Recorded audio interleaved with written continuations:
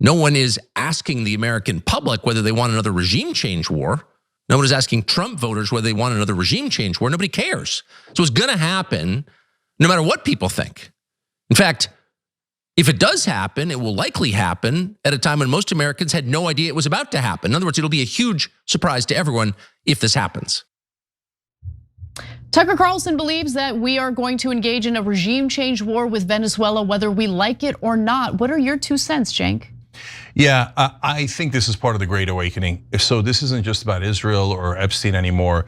Now we're talking about, wait, we said anti-war. Why are we starting a giant war with Venezuela? I think Tucker's about to ask some really interesting questions. Absolutely. So the Trump administration claims that they are bombing these fishing boats off the coast of Venezuela because they are actually drug traffickers. And we are now engaged in an entirely new militarized drug war. Which, by the way, even if that were true, it's a pretty disastrous way of responding to the overdose epidemic here in the United States, where close to 100,000 people are dying, mostly from fentanyl every year. Now, Tucker Carlson doesn't believe this is about drugs, so he weighs in on what he thinks this is really about. Let's take a look. It's about drugs. That's what we've been hearing now. It's about drugs. But how significant is Venezuela in the hemispheric drug trade? Like, if you're looking at the drug trade in the United States, how much of that comes from Venezuela? Well, we have a fentanyl crisis famously. Does fentanyl come from Venezuela? No, it doesn't. Actually, it comes from Mexico. Huh. What about meth? Well, meth also comes from Mexico. What about cocaine? That would be Peru, Bolivia, and Colombia. You know, I gotta say, he's very informed on this. And when it comes to foreign policy topics, he's more informed than I previously gave him credit for, because he's totally right, by the way, in regard to which drugs are actually harming Americans, where the drugs are coming from, and how, in the grand scheme of things, Venezuela is not a major player in the drug trade. And so it's important to know that when you're hearing the narrative from the Trump administration in regard to the military buildup that we're now seeing off the coast of Venezuela. Now, he then hits at Senator Lindsey Graham, and I really enjoyed this for a number of different reasons. Let's watch the clip first, and then I'll tell you why. Venezuela is now partnering with Hezbollah. Hezbollah is running out of money because Iran is weak. That's not new. Partnering with drug cartels in Venezuela. No, it should have stopped. Here's what's new. You got a commander in chief that's not going to put up with this crap. We're not going to sit on the sidelines and watch boats full of drugs come to our country. We're going to blow them up and kill the people that want to poison America. And we're now going to expand operations, I think, to the land.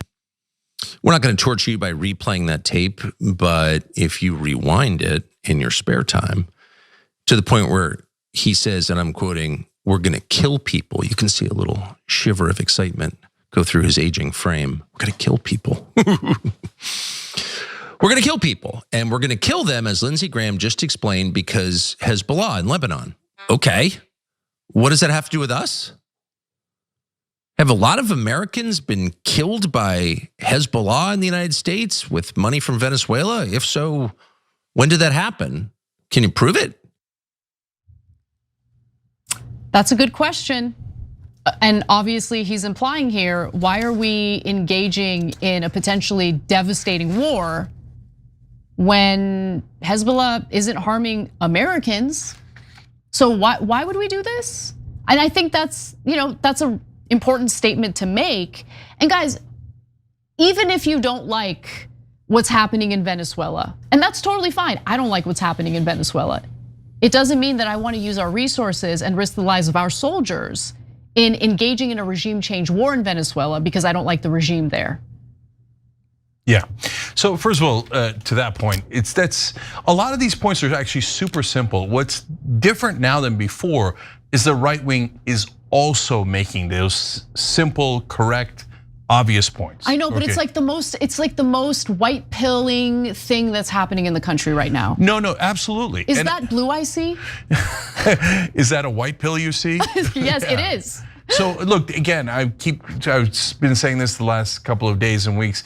This is the Great Awakening, because why are we invading these countries? No one ever asked before, right? So we told you all the time, MSNBC, Fox, CNN do the culture wars where they give the fake appearance that they disagree. But when it comes to economic issues, donor issues, including war, they all agree. They all magically agree, we gotta go to war, we gotta go to war. We have to go to war with Iran for Israel. We have to let Israel, we cannot question their funding. You must send them money for war. We must go to war with Venezuela. So when Tucker Carlson and others were on Fox News, let's be honest, they were not saying these things because Rupert Murdoch paid them a ton of money to do pro-war propaganda. Yes. Which, by the way, to Tucker's credit, he's partly apologized for, right? Not partly. He has expressed remorse in going along with the neocons during the Bush era multiple times. And that's what made me open up to the idea of going on his podcast, because that means he has a level of self-awareness that honestly is not prevalent among media people in the United States. Yeah, and so to your point, Anna, and Tucker's point, so China is got concentration camps for the Uyghurs. That's the ethnically Turkic group inside China that my family was named after, okay? That doesn't mean I think we should go to war with China. That would be a bad idea. I don't want World War III. North Korea is being absolutely vicious to its own citizens. It breaks my heart every day, but they have an enormous number of missiles, including maybe nukes, pointed at Japan, South Korea, and maybe even us. No, I don't think we should go to war with North Korea, even though they're bad guys, terrible guys. So this simplistic thinking is all we had in mainstream media. They claim to be the most educated, elite, smartest people in the country, and they get together on these cable news and talk like a bunch of morons in like the most simplistic ways. Saddam is a bad guy. He comes from the general area that Al Qaeda came from. Cenk, right? So look, usually I would push back because I think sometimes you're a little unfair to media, right? But I literally had an experience with this week. So on Abby Phillips's show, we talked about what's happening with the military buildup off the coast of Venezuela. And as you know, it's a debate panel show. So there were supporters of what's going on, including a former lieutenant governor, I forget her name, Betsy something. But anyway, we're all engaging in this conversation as if, no, the narrative that this is all about stopping the flow of drugs into the United States is true. Like we're just taking that at face value. And literally multiple times in the context of that segment, I'm like, this isn't about drugs, this is about regime change. Now look, I actually don't think that there's only one factor motivating what the US government is doing right now. And to be fair to Tucker Carlson, he also brought up in his monologue that there are very wealthy and influential Venezuelan exiles living in South Florida who are engaging in our system of political corruption. Remember, our Secretary of State, he's Cuban American, of course. He's from Florida. Who knows how many of those folks have donated money to him? So corruption plays a role in this as well. There are Venezuelans who want regime change in Venezuela, and they will fund our government to make that happen. So a bunch of things about that. One, our former managing editor, Jonathan Larsen, make sure you check him out on Substack. He's written about this. They're actually very wealthy and oftentimes criminal elements in Venezuela trying to get themselves and their money out. They're working with the people who are giving us the evidence about Venezuela's wrongdoing. So be super wary of that. Number two, did you notice the conversation stopper that Lindsey Graham was trying to say? He's like, well, they're working with Lebanon and Hezbollah, and so obviously we have to invade them. And no one ever asked before on the right, before Tucker and Candace started doing it, wait, why is that an end of the conversation? So Israel wants us to invade Venezuela, so we must invade Venezuela. Yeah. Why is it we must, and why is the conversation over when you say the magic word Hezbollah? Even if that were true, by the way, where did that information come from? The two guys who've been giving us fake intelligence that Jonathan Larsen wrote about. Hey, Lindsey, you got anything to say about the Al-Qaeda terrorist that the United States is now supporting because he's the new leader of Syria? Any words on that? And then Tucker did something very important. And Rand Paul, by the way, made a really great point. We're gonna come back to that in a sec about this too. But he said, can you prove it? Can you prove any of this? Can you prove that the drugs are coming from Venezuela and that it's fentanyl and that it was on the boats and that there is a connection to Hezbollah and it matters? Let's go to that clip right now. Yeah, let's do it. It's this circular argument. Who are terrorists? Well, the people I tell you who are terrorists. And what are terrorists? They're people who kill people in a terroristic way And they're terrorists because I tell you they do this. It's like it's this circular argument with no proof presented. And I guess what gets me about my colleagues is they seem to think that these people are less than human. They're not even deserving of the respect of animals. Just kill them. And it's sort of this laughing sort of ha ha ha, these are really bad people that gets to me is that, well, what if you're wrong? Civilized people don't do this. And it's not gonna stop the drugs. They'll go a different route. And we got to get away from the ridiculous nature or notion that these boats are coming to America. Oh, we got to self-defend against these boats coming to America. These boats can't go more than about 100 miles without filling up for gas. There's so much that is insane about this policy. Here, can't agree more with what he just said. Yeah, so first of all, they only go about 100 miles. Venezuela is 2,000 miles from us. So that is not even close to possible for them to get here. But again, all we needed was a couple of people asking simple questions, right? And then Rand Paul talked about how, hey, 25% of the time we stop people for drugs, the Coast Guard does. It turns out they're not carrying drugs, we were wrong. So if we have a 25% error rate in the people we're killing, that is monstrous. Right, that's not a small thing to do. 25%, at a bare minimum, 25% of the people we killed were the wrong guys and totally innocent. And then Anna, you made a point on CNN about this, how we return people to their home country, Colombia, et cetera. Yeah, because they're not drug traffickers. I actually did not make that point. I believe it was Julia Ioffe who made the point. But yeah, they end up getting returned if they survive the attack to their home country because it turns out, oopsie daisy, they're not drug traffickers. By the way, I want to also be clear about one other thing. Even if they're drug traffickers, are we okay with our government just killing them? Yeah, can they go to the middle of Baltimore? Or there's also drugs in West Virginia and Kentucky, lots of them, right? Can't we just and protect our borders? Can they just go up to a random guy in the hollers, go, I think you might be dealing drugs, boom, just shoot him in the head. Because that's what they're doing here. No judicial look at this. It's literally called an extrajudicial killing because they're not presenting any evidence. And that's why they sent back the 3 people that they captured, because they have no evidence on them. They were claiming that they're terrorists, drug, blah, blah, blah. No, they're fishermen. And let me say one other thing, because I want to be clear about how, for me, this is not a partisan issue.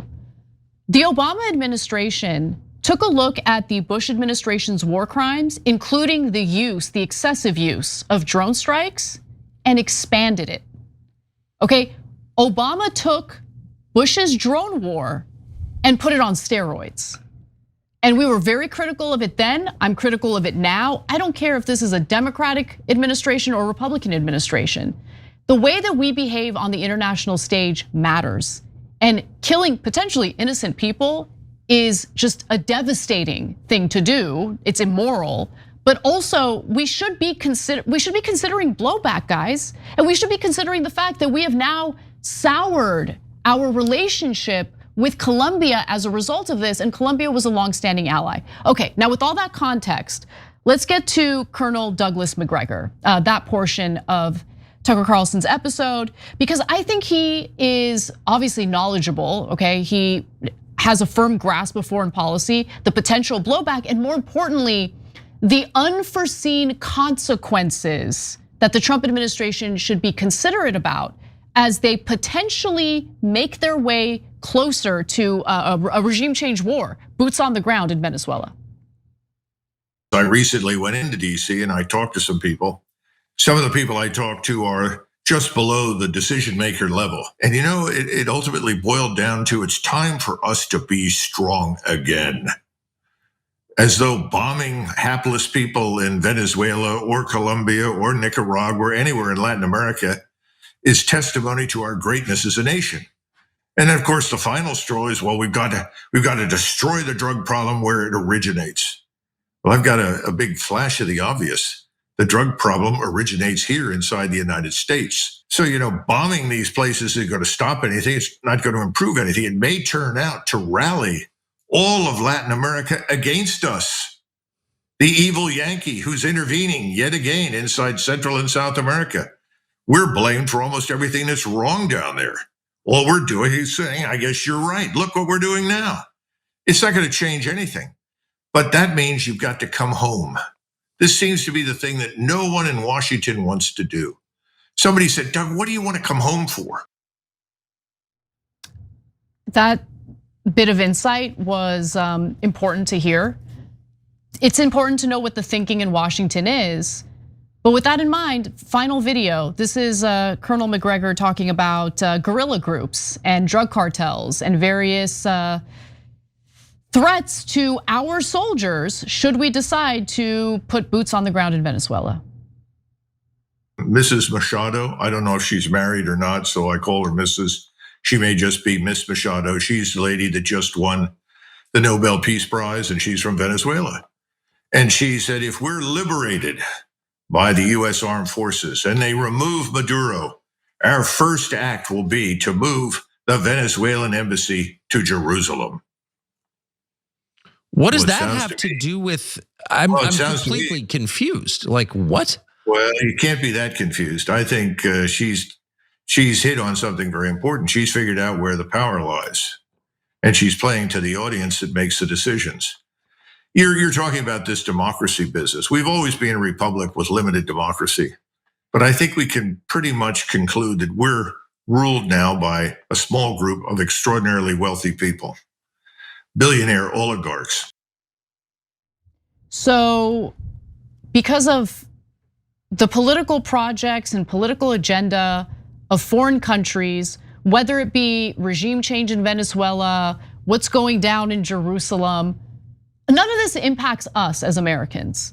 But we're going to potentially put our soldiers in harm's way, potentially get confronted by various guerrilla groups in Latin America who are apparently, according to Colonel MacGregor, chomping at the bit to attack American soldiers. We're gonna do all that for what again? For what reason again?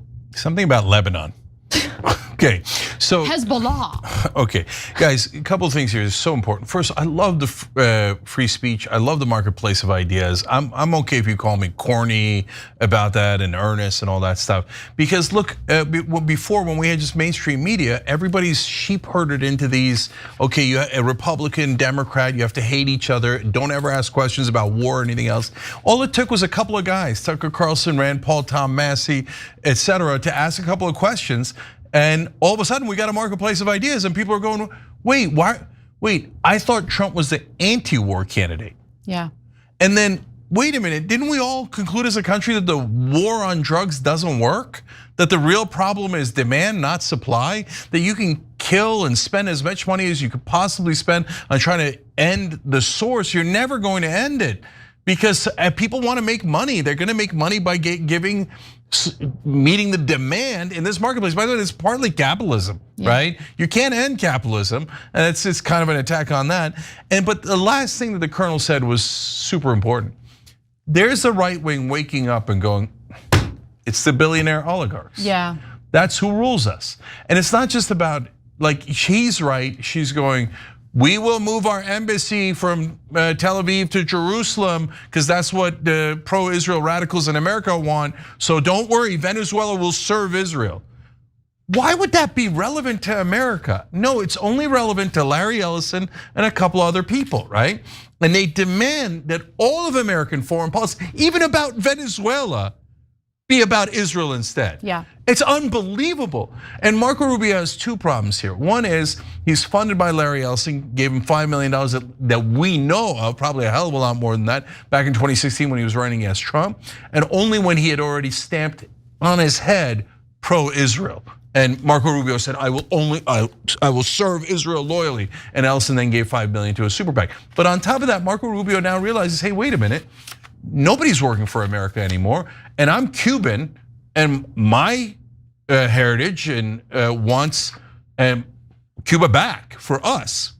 Yeah. And so since now I see the pro-Israel guys demanding everything for Israel, well, because if you don't know this, Richard Grenell, who's not a good guy from my point of view, but went and got a peace deal with the Venezuelans already. Yeah.